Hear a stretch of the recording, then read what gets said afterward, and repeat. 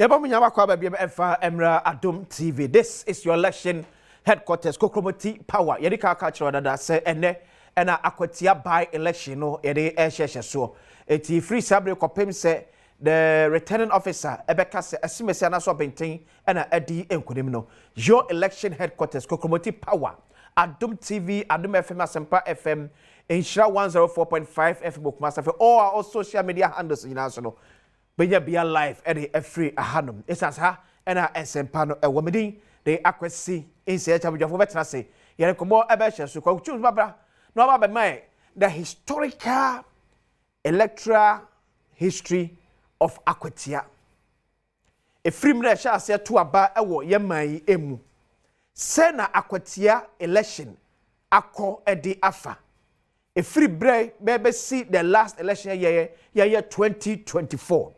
Akwatia election about one sunsanso sena akwako we se no kase ya na so abapa osma adweno enkron 29 minutes after 7 year voting start ewo Akwatia tukwa so hwe yes on your screens amanfo start to omo aba ye hwe no se nipa be se 50,000 plus na betimi ato aba ewo this election year ekos be 119 polling stations and about to ekoso I think so far say me kind year pam say two candidates na ginem the NPP and NDC and ejina sa akokese mpa wo pre wonti ewo nipa ye beyi no amana be di Ernest Kumi ade ewo Akwatia sabika na kofa abato nyina ede abaye se nano ye twem na briche kese bo man Ghana bo Akwatia man the sound Ghana constitution shade ato se ba ne sa o se de to commission no enya sote na otu na mo se na be betimde abato ahye so na di me yibo fro and na ba hye anemu ede amanipa ofirimu awasa abato empesa so bi na abato amanfo wa Akwatia na ka obi amede sa by election ehhehhe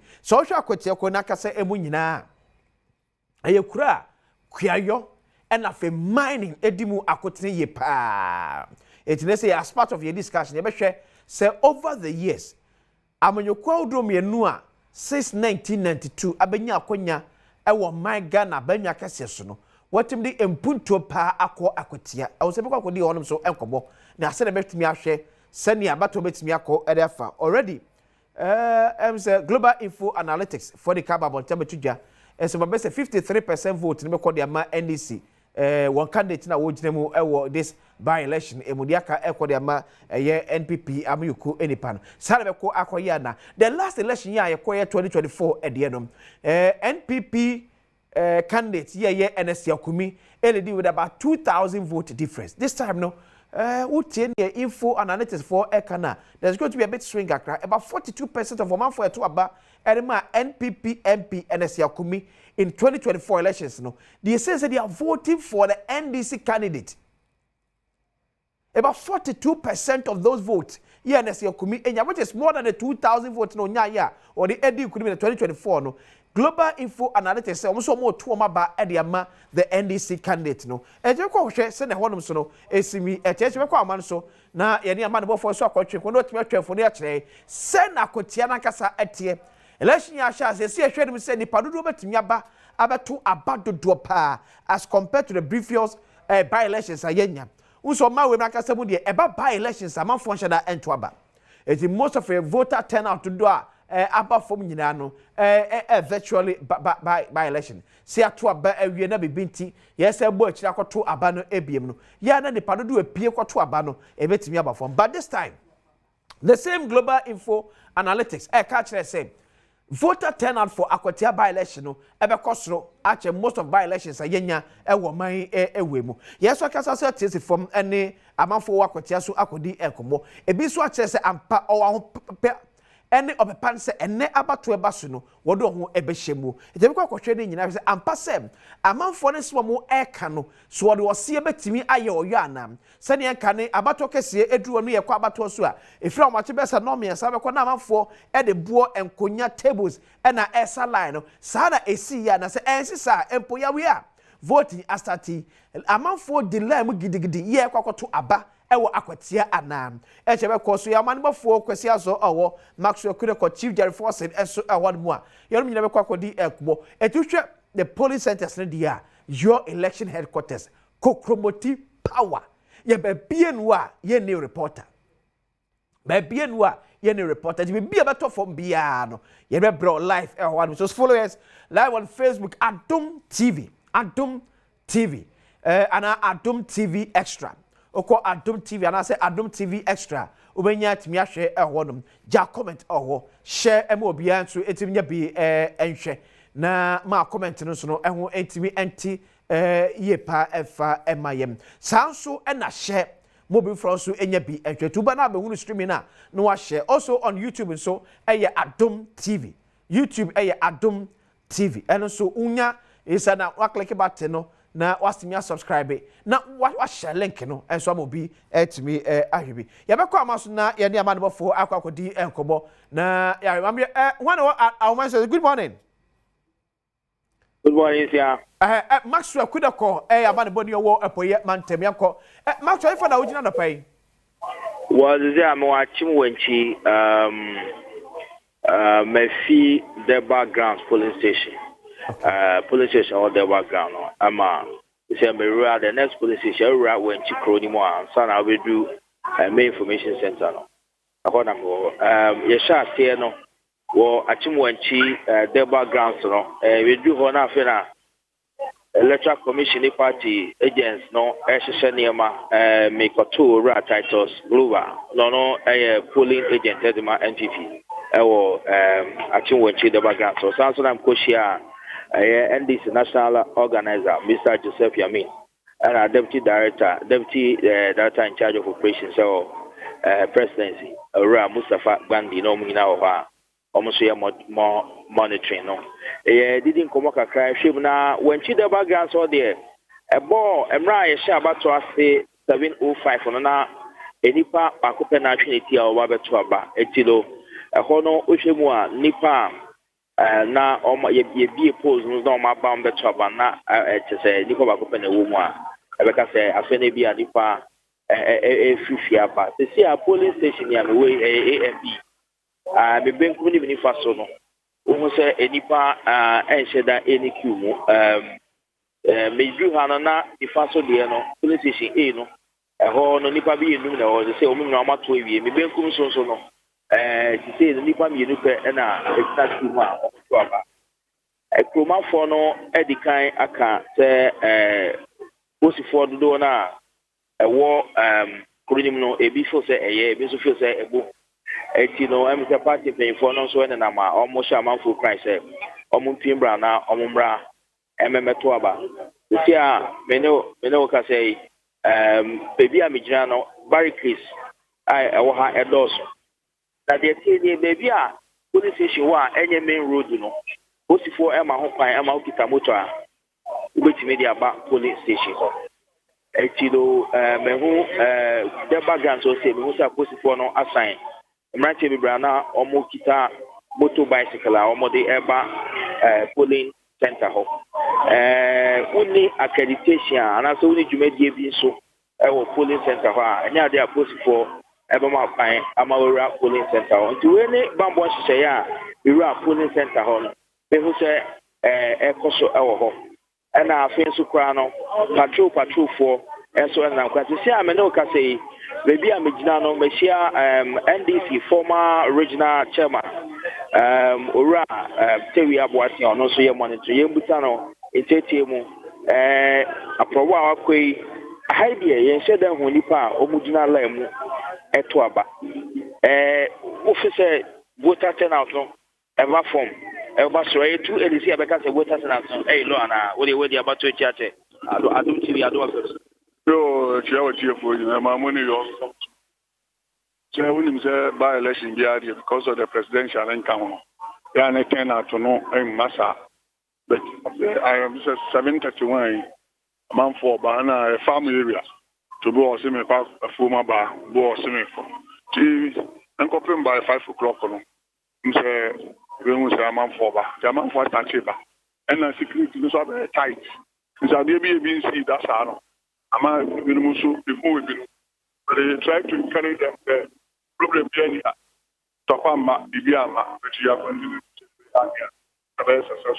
In fact, the security is very tight. It's a never acquire any idea when here.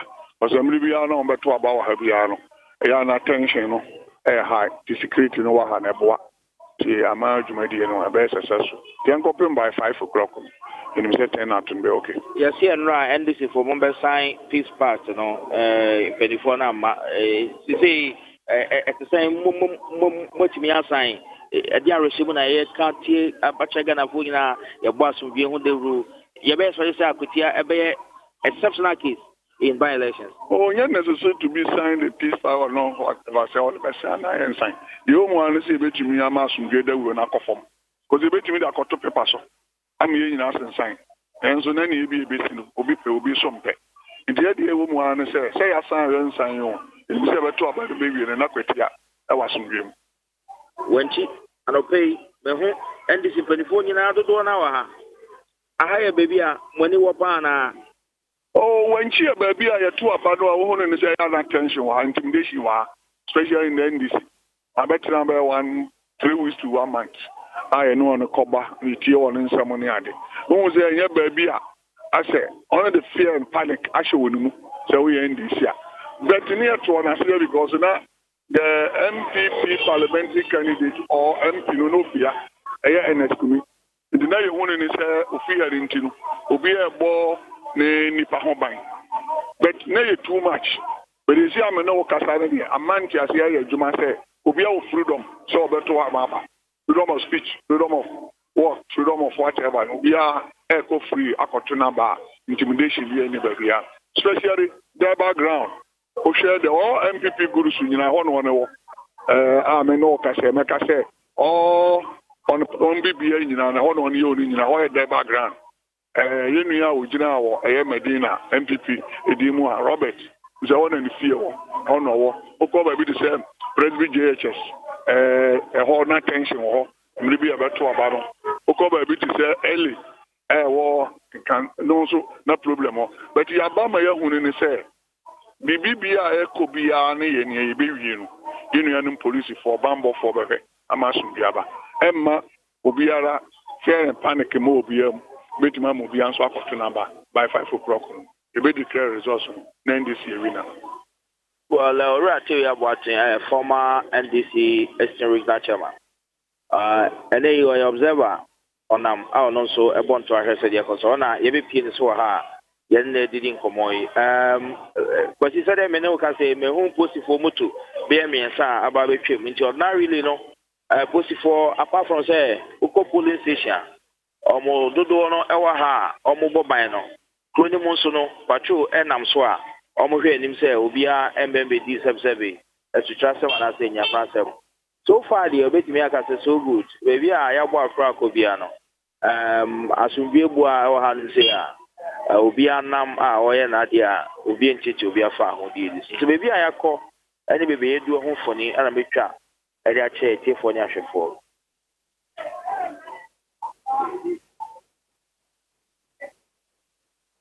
enkomo eti Maxwell Kudeko yamane boni so enam Akwatia by election asi badeka ka cho se baby bia ye to abane bia no ye reporter e ora me fani e kire kosi ewo na Chief Jerry Forson ewo na yakohwe ne ekoso enso ewo ekusi amanfo wo honum ahase epie aba beto aba ana so no so se na esimi etiem eti Chief Jerry Forson se wa ye krado a twa efoni efa kire ye from kosi se na ehonum so de no etie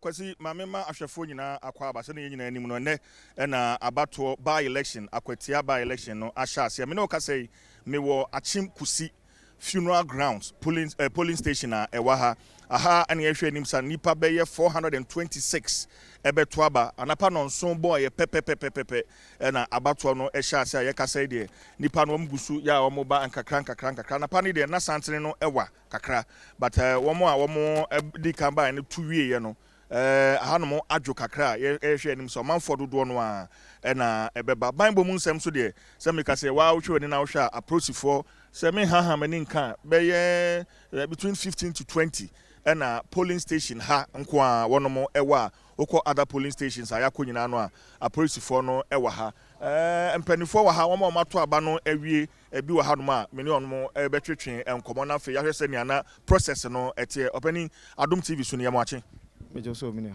udin mene di manodan so ampofo okay what to abawi bacho I am atwawi okay process no na ɛte sɛn oh smooth so far yenya issues bia I think so bia vote ya yenya problem bia wa ha say say to aso say am sure say benya peaceful election okay but ohwe senia odom no e bank kakra na ehwe nim se nipa 426 and e beto aba e wo polling station ha so far ohwe turnout na ten so far there am say eguso but ban for now there early days on early days yet yeah ha no mostly are from two going amount for trooping eba until early days yet and the fear, in fact, we have some challenges with, you know, here is a higher settlement and force through police kaka. In fact, Bambo wants to me here, but Obi Oha, and you call around so be crossing maneba MP because someone himself basa eba. So man for no few say kroma you who do police for na doso. No question na man for be na adwen ti e be catch motive for so man for sha police for no ba somebody boy home by omo feel free no mo no meto aba no. Okay. Openi medo wase papa. All right. Me ma mi nso ha ono so ato na bawi. Eno be me kakra ye ne eno so entwehwe nkomo. Eno Adom TV so ne yemo ache. Ya Joso. Ba cho wudin. Me de obeku amponsa. Okay. Obeku wadaroma wato abawi. Pa cho an. Na process na ti sen. Ekoyie pa edafom boko boni bie nim. Na minu aba man ka se aposifo no dodo no ase abo manfo hu kakra besa na nso hu no mo nsuro kura prosi ni unya ne hwe obe obibi onya obibia etu omo meto aba no obi anya obi abibia okay eno meda wase papa me papa nso so wa ha mene no ebetwetwe enkomo na afei ne ewo bia no ye de atoa so e de ama eja Adom TV so ni ye mo ache ye nua bacho wudin Felix Apel Jamra okay wa Felix haya na oto aba won aha na metuma wato awie mato awie na process na ti sen oh senia menuanum di kankan ye no say anope die kakra na ya salai no ngato awie efiri awie ekono na nipa dodo no ebeba na emom senia ye ka no enipa no force police for na aba no se on suru nanso ye ka kire on se enyehu ebi se won ye yedie ene ye bambonti ena on bai senia emfa ha obi emma nti ye srese obia obeti yenka na ohwe Adom TV no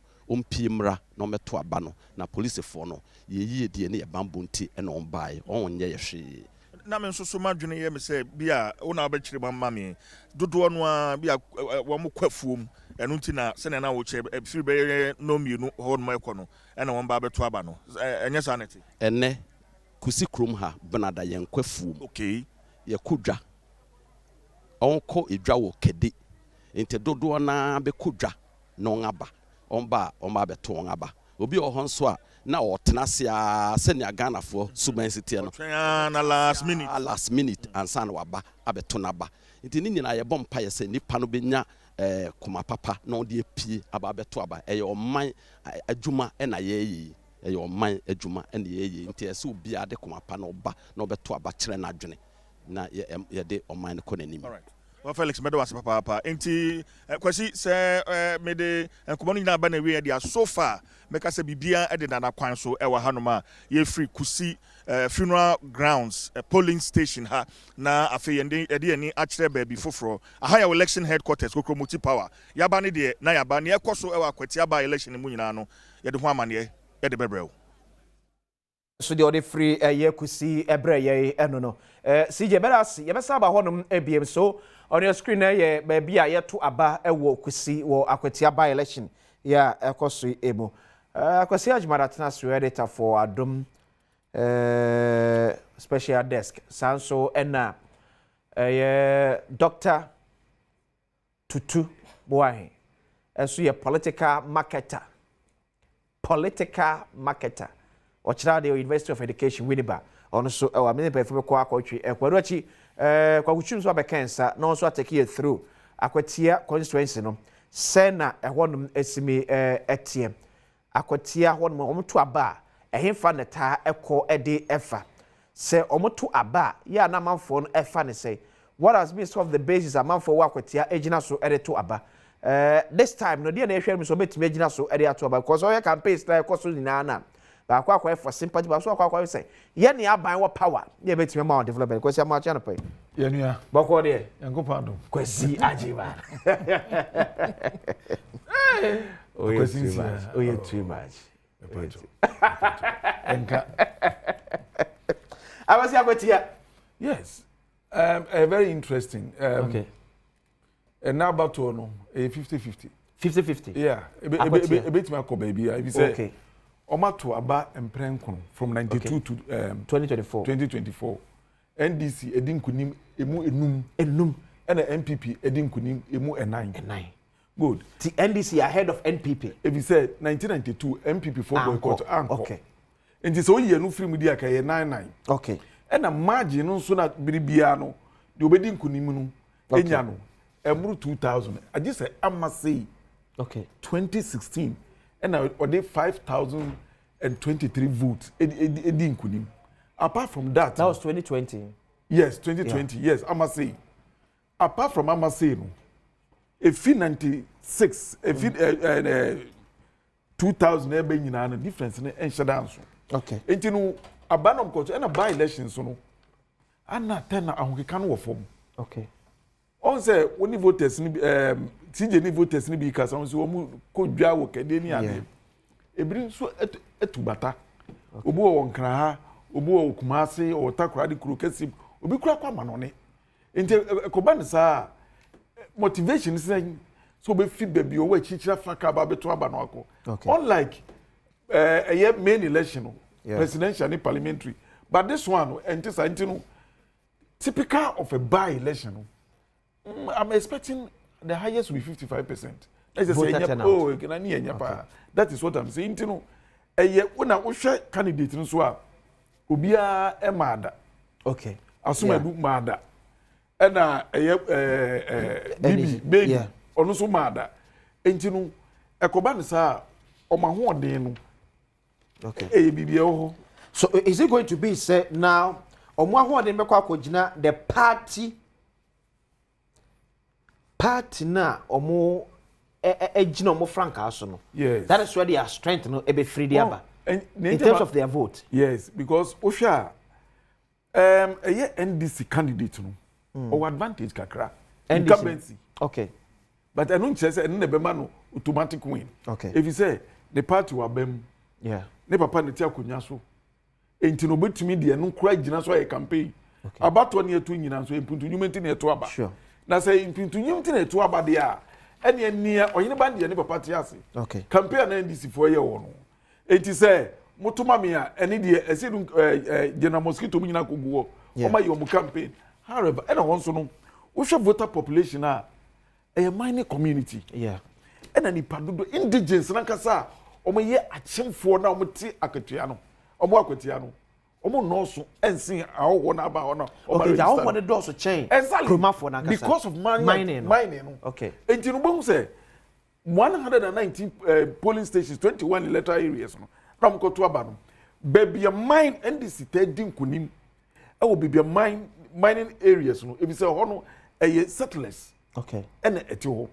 enti no wo hwe dynamics na so complex and easy complex kakra enti no NDC incumbency because MPP wa konya so fachem se na me call na me ne Afredamo ekodi enkomo te say Afredamo ya man boni ya no so ewo Akwatia by election coverage ase Alfred, good morning na you do with you na ifa no akodri yo to see am no ka say me wo takwase na takwase no if you have your cookie, but then you can see a head your cost our hand and pay you see an anti-moa for centers that who don't be up for your security, you know, if it's here. Now, that's why I say, come ask them now, and this candidate, you know, a year lawyer, Bernard Gedia, I had no free, and the Upa Krumu and the woman for what project only the one and Gomo, a by Gomo, and Omo AD. Now, centers, Makuma, a war after Hano. Yes, movie. There could be more power of it. Now, your poor, you know, about on your here, the I said, don't know any shudder and Bobby Breeze. although nimba ni biya ta a woni eto ye di kan akọ Methodist Church polling station akọ gina ho akọ observe de ekoso nyina eho no eho de kra na ye sha ase e bo 7 and in fact omo share abato na ase nanso asa dom no a ebe pu aba beto aba ne de enti sa the main election duru ho no obebe se nkofo ato santile bi kra de boba kra sign line ne ho kon ba no enti sa do abato na ekoso sanso na yakọ Takrase Mosque ho so center ba ko e ho no awon sa abato ekoso sa o he animpa e wa around pa but then omo se obi mu di line mu to de nimpa no ba mako obeturia na woko obeturia na woko na yefiri ho so no asaba Takrase the background oba han mo so a abato no guso a ekoso eno so as usual nimpa no ba mako omo ba obeturia na omo kopi omo beto na omo kota eko na ada centers a ewo ahani bi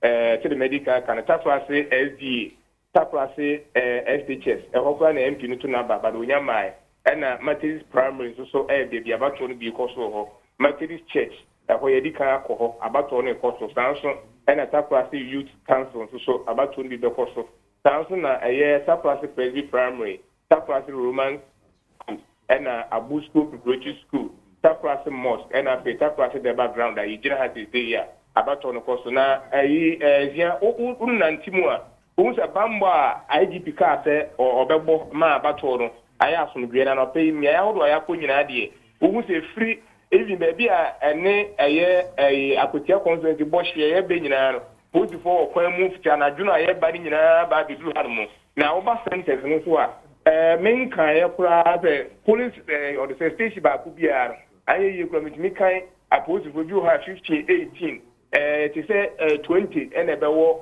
each polling station but then me how do am ko nyina de we say apose for aye you kura 18 no mo ho na me hu say obi ye kikirikiri bia so I was sent to be a university as about no aso no bia je say egusu a ekoso enti ye be koso afam na say de ya chepo se panie kura top form e wo by election we mu ye ba ma etifo hwe Adom TV etie Adom FM ne affiliate ni nyina no ebetie no ye be ne sa na yakọ but abato na ekoso dom no mum na tese enhye dem ba bebre tese de main election mu ekono no ba ni nyina mu no ekoso a tese asomdwe su mu a ehu se bibia nsi ye bibia ekoso kama wa se okay etie hwe ukopie mu Takrase no uhwe ho no mabambo no etese a police fo wonum no ebokromafo ehu anase okay for them.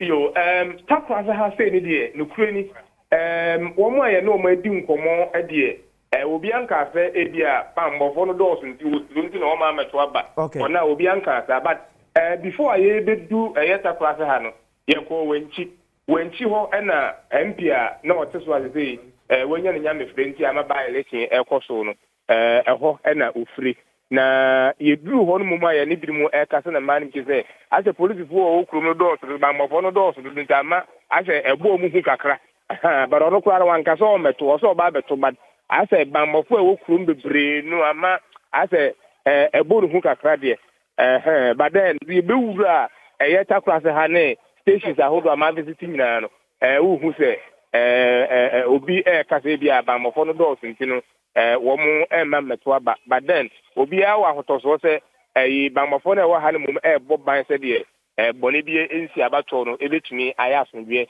ena me ban tumi hu se bi du abato se ya campaign any de ba wo se nkofo enam na mo ye but me hu se obi a campaign but then party actions de any posters ahodo mo file ye no hu se pose ahodo sisi nyina no ebi ebobbo ho hu owura twumesi de no a don se nimfoni na se ho no na ye de MP na wafiri mu no ye de nimfoni ne e de ato ho kakra kire so no ene esi na nan ena lawyer bedi akono so de no wo ho aje se omu nyina ye mpenifo a party for che so masum wo mo party mu owura bedi akon na oye omo secretary NDC e wo constituency mu san ono afa na ye lawyer ma ba akono a ogina wo 2024 abatam no court no into manfo no che se wasum party chanso na wokọ MPP fam so a owura asumedi no ono so ejiri mu ma ono so na ona ehe usikasem edema wo mu a je so mtese ono so asom nti nimfoni no MP na afi mfoni eda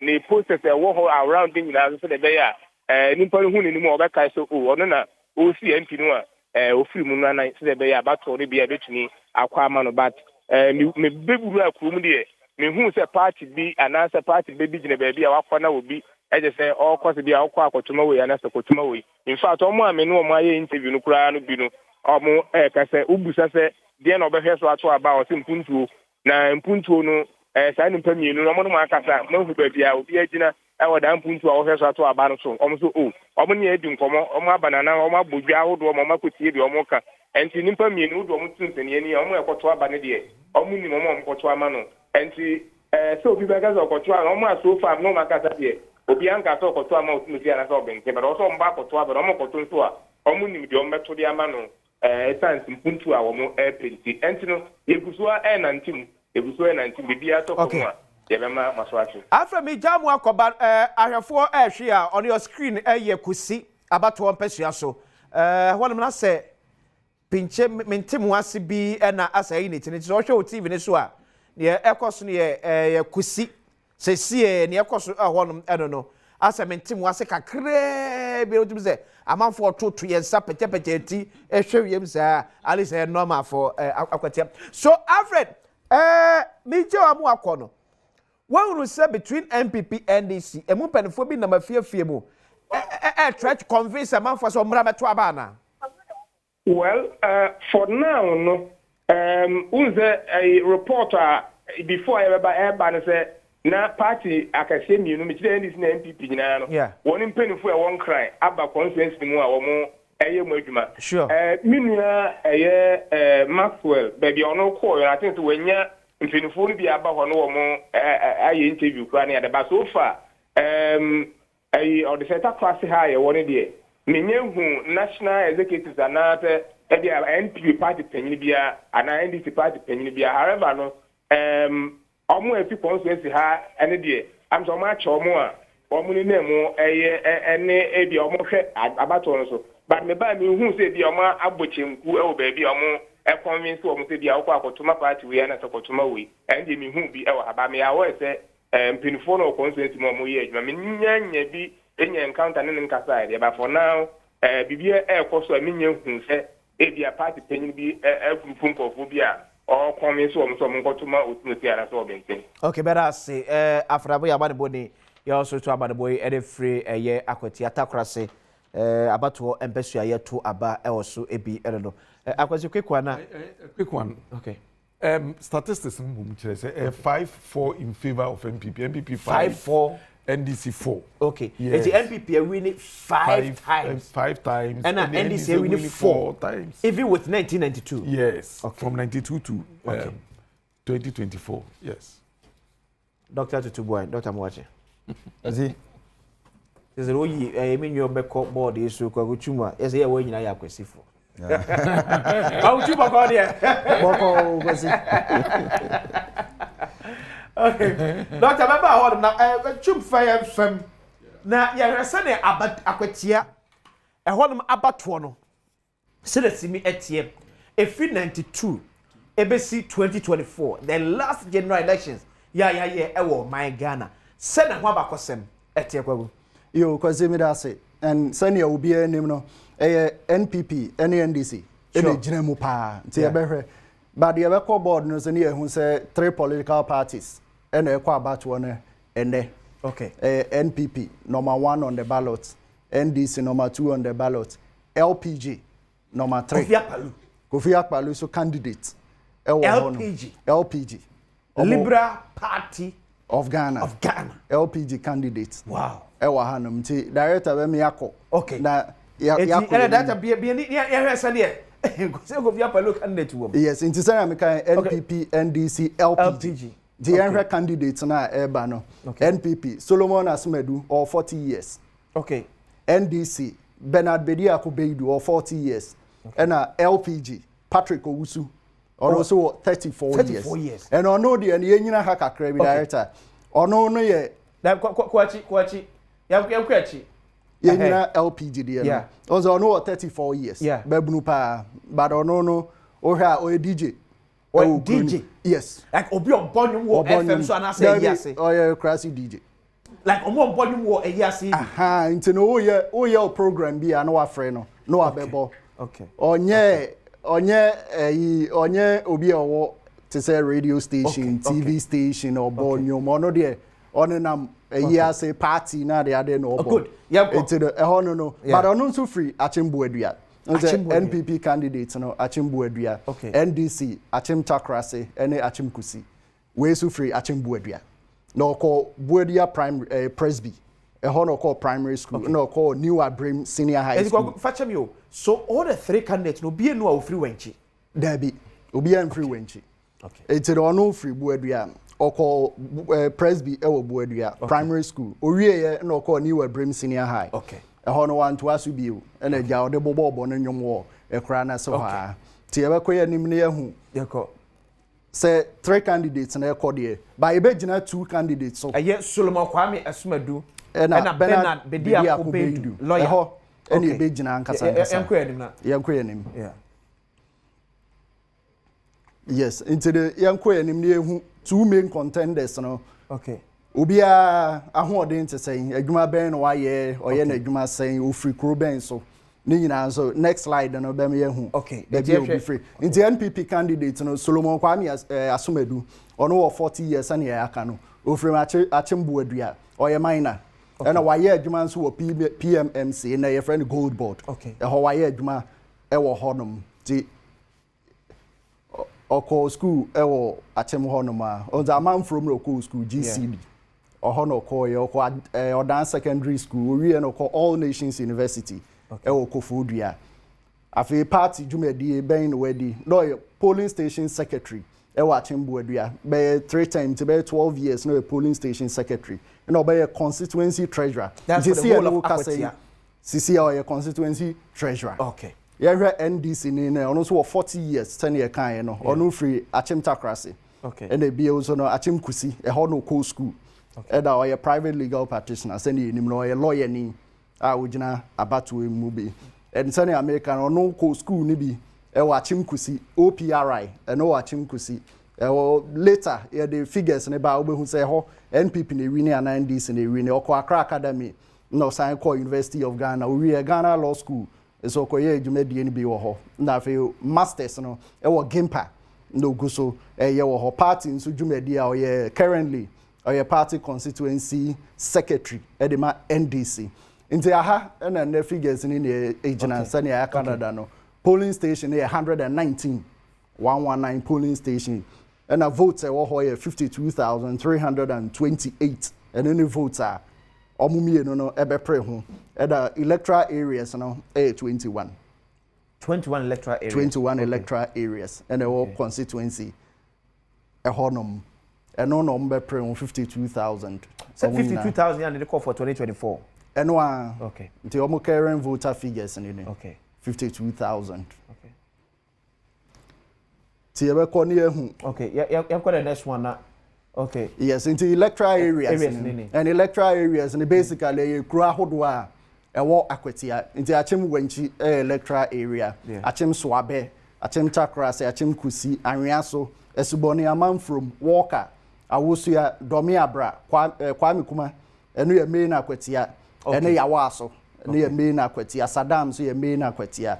Achim Topremai eso honum Sechikrom, Apinamai Gunase, Okumeni ARS Buadua East, Buadua West. Okay. Edosha Buadua East, a honey NDC. Okay. Buadua West, a NPP. To the honey Beshe. And over major towns I work constituency where I know Yabubu Bidada. Yeah. And no, Ewo Honum. And I feel boundaries of a constituency. And for constituency, no. Other constituency and only on Bosch here. Okay. And over Achimoda. Nti wo free achim wenchi ansa na we free odan abewura Akwatia no obedru achim wenchi nti omne odan fo bohye omne kede nso bohye e wa achim buadua omo san e wa samankase nso bamnase e ho na omne asamankase lower west achim e bohye e wo ho no across so asene across nso omne bohye e wa adai krom e ho nso omne omo bohye ye hwe ba bia NDC ahoodin gina ti ba bia hwe ye ba bia NPP ahoodin egina we ye ba hwe NDC ahoodin de tini akọ NPP so de nti no NDC ahoodin no Kwame Kuma sani American no main Akwatia eno ya Akwatia Hausa Zongo sa area honum NDC ahoden wo ho yawa so eno nso main Akwatia Kotokoli Zongo ehon so NDC ahoden wo ho Buadua East sani American no ehon so ye Buadua Zongo yes ehon so NDC ahoden me hwe we ni I mean say wo hwe NDC ahoden wo Akwatia constituency na emu bi wo Zongo line no yes ehon no ma ahoden ni gira ho pa ena okumani eno nso one town wa NDC ahoden wo number 4 enso NDC ahoden wo ho esbone amam from Takrase wa NDC candidate ni free no ehon NDC ahoden wo ho ena hwea so ehon so NDC ahoden no ejina so wo ho pa okay facha bi o NDC no ahoden ni gina how many of the polling centers and electoral areas 1 2 3 4 Akwatia no mienu ewa ha na Buadua East. Okay. Nzo Buadua na emienu East and West. Okay. NDC ahoden gina East. So be say NDC will be say 8.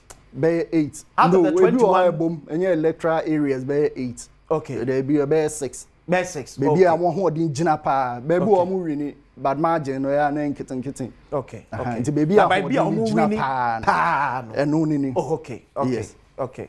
Okay. Okay. Yeah, kwa MPP then. 21 and I said 6 out of 19. 6 out of 21. 6 out of 21. Yes. The whole gina pa. The other areas no to me really be. Okay, like but baby you really boom pa. Boom pa. 6. Yes. Out of the 21. Out of the 21. Okay, yan NPP. NPP dia nso ni. Okay. Baby a vote akese ne pa ba edema NPP no. Ba ko ya achim wenchi. Okay. Apinama nso gina mu. Dwinase. Okay. Eno nso ejina mu. Achim kusi. Okay. Baby a NDC candidate in a co school. A ho na NPP ahoden a ho nso gina pa. Na Buadua West sani American na ho na NPP candidate no enso free. Okay. Solomon Kwame Asmedu. Onu free Buadua West. Na achim topreman. Also NPP ahoden ni gina so pa e wo honom. Okay, so ti ahanom nso no NPP nso was 6 out of 21. 6. Baby ahoden ni gina kese. On say baby wo ho a party ni be win but votes no and papa. Okay. Baby NPP vote so pa ya chimuwenchi. No the NPP to me 60 to 70%. Da bana makra around 70%. One na NS kumi so free no. NS kumi free. Nti ye ko ya nim de be hu die nti a NPP vote ni ko gina ho. Okay. And you the swing areas na. E be say ARS. Bu NPP win bu NDC to me win. Okay. Also polling stations are hold we be ho. And achim so abe. Also NPP to me win NDC it to me win. Okay. It's almost former MPs no enini senior over kwesika you know NDC win 4 times NPP win 5 in 9 elections about since 1992. Okay. Yeah you know nim sem say 1992 na NPP in parliamentary election ho. Yeah. It is Saudi 5-3 but senior record ni jina since 92 na 5-4. Okay. In 92 no Gilbert Kwesi J na NDC candidate. Okay. Ono na MP. And in 1996, Alhaji Mohammed Ezwa Siam, ono na NDC candidate. So NDC is a candidate for 96. Yes, from 92 no 96. From 92 no. Or se candidate. 96 no, se candidate. Or se candidate no. And in 2000, NPP eso constituency name. Okay. And Ohra Kingston Akuminkisi, immediate past Eastern Regional Chairman of the NPP. Akuminkisi and obekita asa seat na dem NPP for. And the entire achimu wenchi abe na me ko Akwatia mrese na yekotie nkomo a Justin Kodwa Frimpon General Secretary ma NPP amyoko ene centrefo edi ewa Akwatia organizer, our national youth organizer, our head of Security and Intelligence Committee, Honorable Henry Cote, only to attend that meeting and see constituency deputy youth organizer, constituency deputy organizer. This is not an insult even to the Peace Council. And you are making the statement you both quoted it. Were you expecting us to stay there? Were you expecting us to stay there? Well, some would say that that's why we're seeing, for instance, what we're seeing this morning, just some few minutes ago, some, skirmishes there at one of the polling centers. What actually happened? What kind of skirmishes? Nothing happened. It's part of the elections. So they were complaining that you are taking down some posters and all of that. But is it proper for a poster to be at the polling center? Is it proper? Answer me, is it proper? So if something is wrong, it is wrong. It is wrong. Mr. Kuda, what could be a fulfilling outcome for the New Patriotic Party at the end of? Well, at the end of the day, at 5 p.m. when collation is done, you will see the results. Will the NPP accept the outcome of this election, regardless by-election, regardless? Why? What would be the reason for us to accept, and what would be the reason for us not to accept? See, you can answer. Well, but what message do you have for the people of Akwatia? Peace is all we want. Is there a message for them? Certainly we all want peace. We all want peace. No one wants violence, but we will not be intimidated. Have you spoken to the leadership of the NDC already? Because you felt insulted or slighted by yesterday. We were not the one who called for the meeting. It was Peace Council. If Peace Council has any reservation or any issues, they should call the NDC.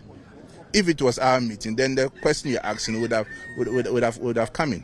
But it was the Peace Council that called for the meeting. Such a high deployment of security personnel. Some say, well, it's an intimidatory tactic. Some are complaining about it. For us, we are okay. We don't have any issues with it. Our supporters, our voters, who wants to go and vote, will vote. And as we are here, have you seen any police personnel intimidating any voter? No. So if they have any hidden agenda, why should we be worried about the police presence? Or let the police are here to help in the NDC rigging machinery. If they are not here to do that, then we shouldn't have any issues with police personnel being here. Thank you. Thank you. And that's the... Okay, it's Justin Frimpong Kodua, General Secretary at the NPP Amiyoko Namteso Center for AD and Komo. The election course no say Semaudua. Abanti Kwagu afeni do 2000. Yes, year 2000. Okay. And immediate NPP Eastern Regional Chairman Kingston Akumin Kisi ebe NP. No free Achim Wenchi. Nti e ho na ma NPP base ne be gina Wenchi. Okay. Nti ono no this ahoden area mu 2000 obey NP. 2004 twaso ebe NP. And 2008 NPP de Dr. Kofi Asare e course high election no be NP. Baba Jamal, for the first time, our 4 elections, Obenya as our Northern MP in 2012. Okay. Edema NDC. 2016, and a Mercy Edu Jemfi. I must say. It is so Baba Jamal about once. About once. Only one time. Yes. After numerous times, here come the figures how many times are Baba Jamal Ejina election Akwatia.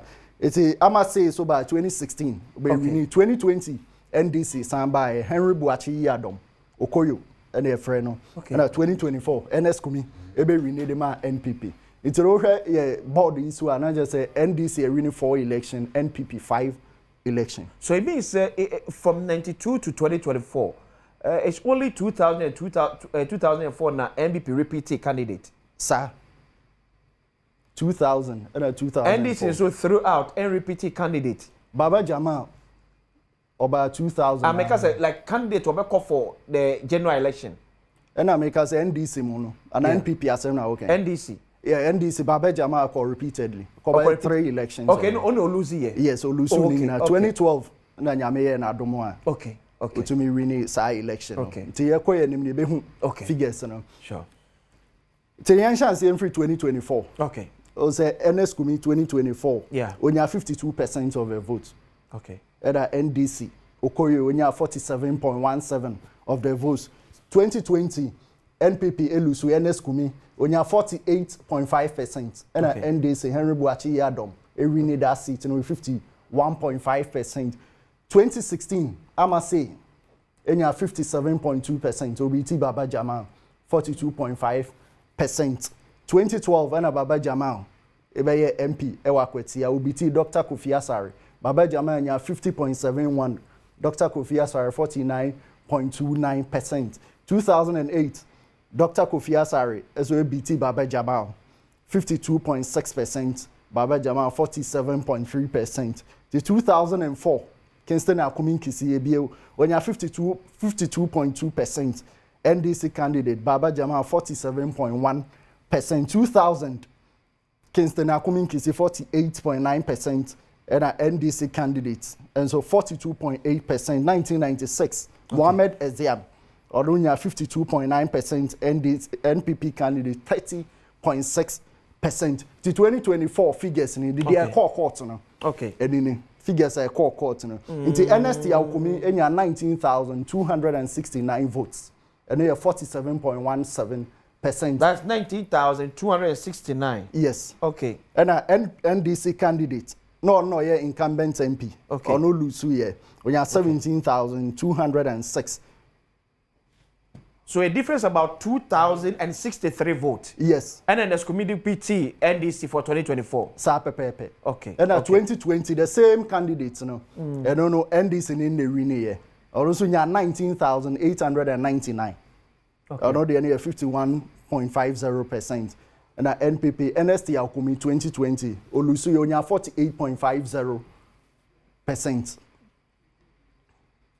Okay. But me kwa manso na mene the Eastern Regional EC boss ora jarapia abafo ekodi enkomo na yan share the electoral commission I won say no and so far vote start here say na etie Opani, good morning. Fine morning. Akraba ko there. Oh, yam adum ya hu ye na mo so ye. Boko amanebo amoti free form te say. Oh, so far so good. Nearby na materials na could do all the polling stations. Okay. They can say polling stations ni na snowmeti about Nasia. The beer cost boko. So far so good. Yenya as boni bia. Obio baby bia so no machine is working perfectly. But in status super now are very fine. Okay. And so far the beer also all the polling stations.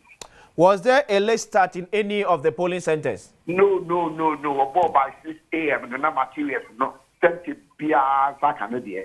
And the 7 pepe and voting started with all the polling stations. Amanfo a babeto aba wondi hwehweye challenge beba ho ana. Challenge bia ni that's why one for voting ID card na bla. And over who with details no enter.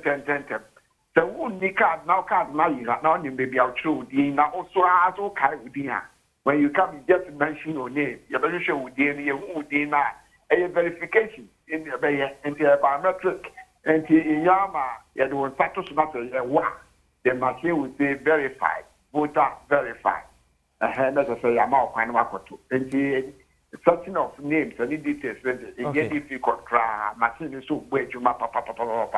Okay.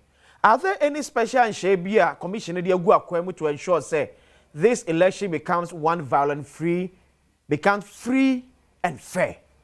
And the security issue now the security arrangement what happened there. Well, tell once more person who create any chaotic in the not just some natural. Asem na to pa the effe men for na over trouble be a begin brasso. Especially those from outside that almost or I don't know what they are coming to do because they are quickly to. And in case Wabaha also show who ye not sure say obedient brasso because elections are governed by law. It is so be should respect the law. Okay. Well, I'm sure who see no ending brasso no security arrangement are very tight. Yeni masochiya about the 2024 outcome of Akwatia election. Dear na electoral commission ya mo Eastern region ya mo sehwe ene abato esui. Mo sua e de afrimu. No, ne see and it is say what am here can in there. And the about to be anu we are but makase ma dia to anase me ngentu. Okay. And the process must be fair. And looking at the process the party funi na Atlas you know to drink or more and more. Me just say be also a cost of prepare. And he begin to say anything na me bisa say about to be come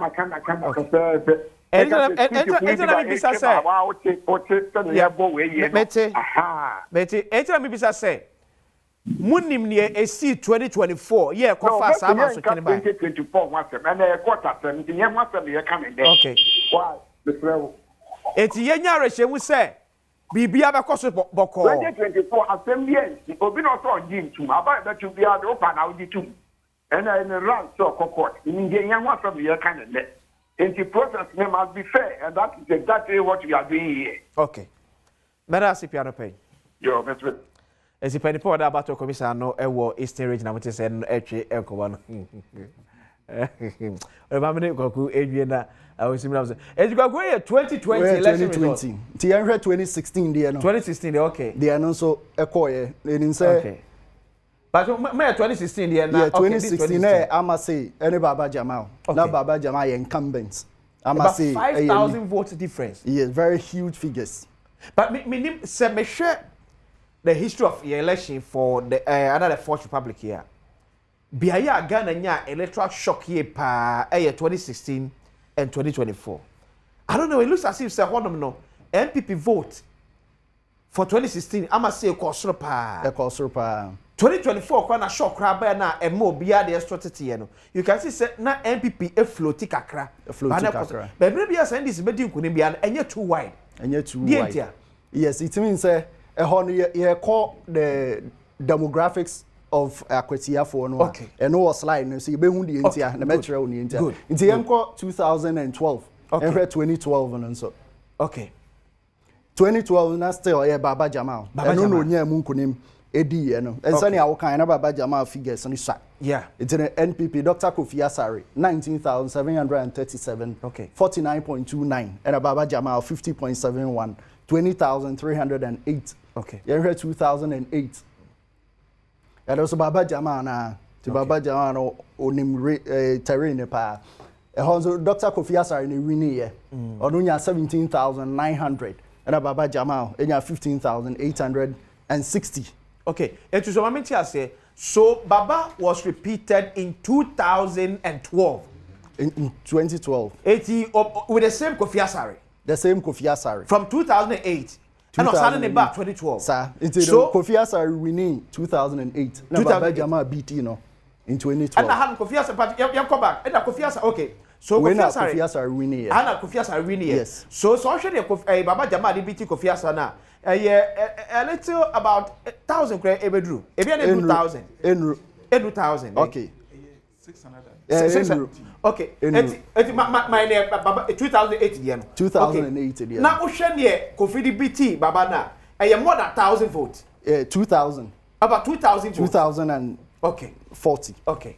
2040. Okay. The year 2004. Okay. Kingston Akumin Kisina still Baba Jamal. Okay. Baba Jamal wa Akwatia wa constituency hopa. Okay. The 2004 as NPP 52%. Baba Jamal 47.1%. The year 2000. So Chairman Kisi. That was the first time NPP winning our constituency. That was 2000, yeah. Yes. And also a very, very small margin. So it means that time the independent for them and the small parties. Okay, not independent for 2000 elections. Yes. And other parties, CPP, other parties in Oho. Into the Kingston Akumin Kisi 13,805, 48.90. Baba Jamal 42.75, 12,069. Era 1996. Okay. Era 1996, dear no. Okay, yeah, sure way. Yes, it's no Osha Akwatia, Senior 2021 population and housing census, no. There's 77,000 people. Then Akwatia. Where my woman 39,000. And Mema 37,000. It's an open vote now, as I call man home. Man side. I call vote now.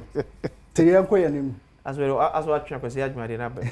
So election dey be afa. Bibi afa.